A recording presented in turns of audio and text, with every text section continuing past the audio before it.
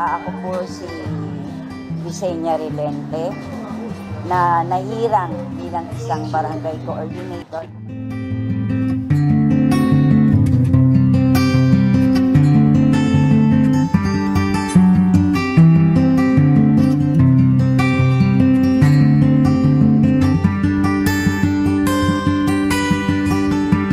Ang health kasi ay importante sapagkat buhay ito.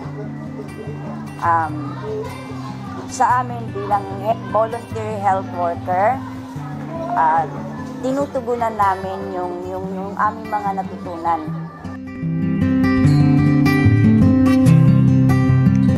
Ibinahagi ni Aling Wesing ang kanyang natutunan tungkol sa pag-alaga ng kalusugan, tulad ng pag-ehersisyo at paggawa ng halamang gamot para sa mga sakit sa balat.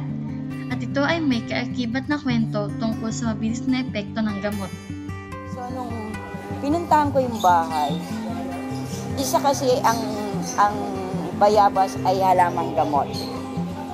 Ang sabi ko sa nanay niya, magpakulo ka. Pakuluan mo, yun ang ihugas mo. 2 beses sa isang araw, hugasan mo ang paa. Then after nun, after ng hugas, pahiran mo nito. Yun ang ipinampahid niya. Talaga siya maniwala kahit sa hindi, 1 week lang. Ang batang yun talagang nawala yung kanyang ano. Maawa ka kasi maski sa shoes, bawal siya. Yung pag pinawisan lalo, talaga bawal na bawal, kawawa talaga.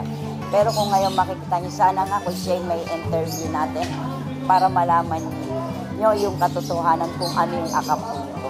Ano nga ba ang rason kung bakit pinili ni Aling Wesing maging isang volunteer health worker ng kanilang barangay?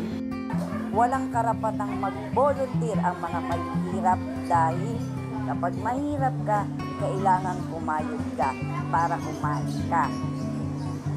Para sa akin hindi. Mag-volunteer ka, mahalin yung kapwa mo. Dahil ang balik nun, siksik-liklik umaaka. Ha?